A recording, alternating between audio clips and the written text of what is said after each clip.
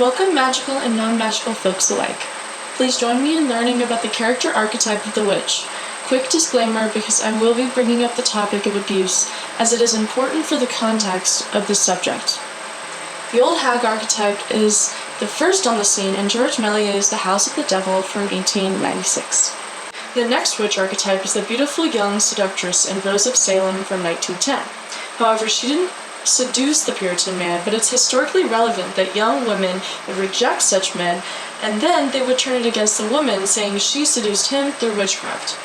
Moving on to the 1920s, Benjamin Christensen's Haxan is a cultural history lecture in moving pictures, showcasing the horrors of how witches were believed to behave, which justified their abuse, and subsequently they were pitted against each other and themselves in medieval Europe. Christensen continues to draw similarity between this and how women in the 1800s and early 1900s were treated for hysteria by being severely mistreated, isolated, and gaslit by male psychiatrists and loved ones. This film was banned in the US when it was first released. Moving into the 30s, the witch archetype was fantasized and censored thanks to the Production Code of 1930, spearheaded by the Catholic Church.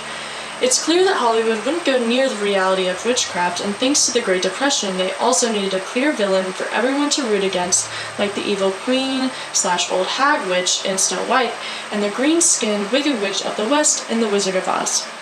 Two movies from the 40s where nationalism ruled supreme. I Married a Witch and Weird Woman portray the witch as an outsider, the woman in the film who's there to disturb the peace with their unconventional, often seductive behavior and malicious intent. They were very beautiful and would cast love spells on men. Weird Woman also brings up the topic of indigenous magic that was made to feel foreign and dangerous to the general American public.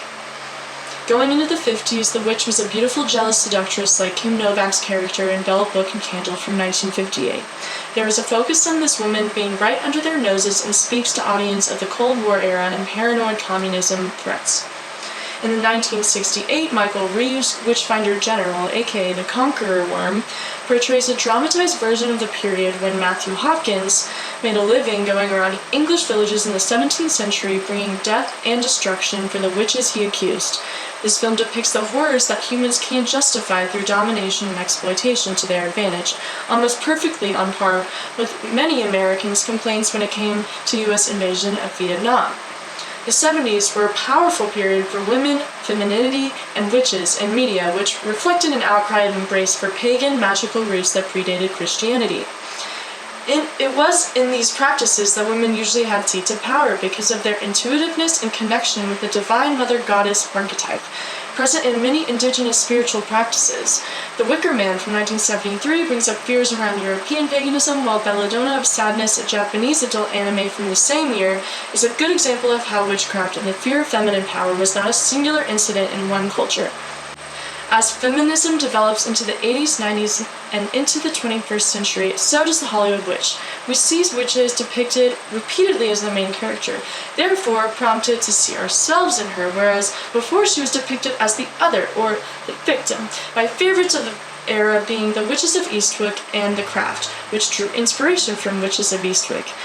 These movies tackle topics such as women having complex lives outside of the norm that was sold to them in the past and showed these women having great power of their own which could be used for better or for worse.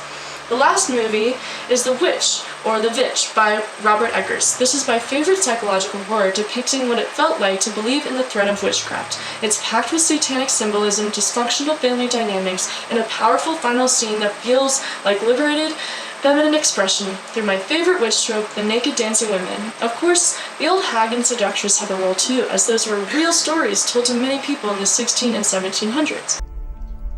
Wouldst thou like to live deliciously?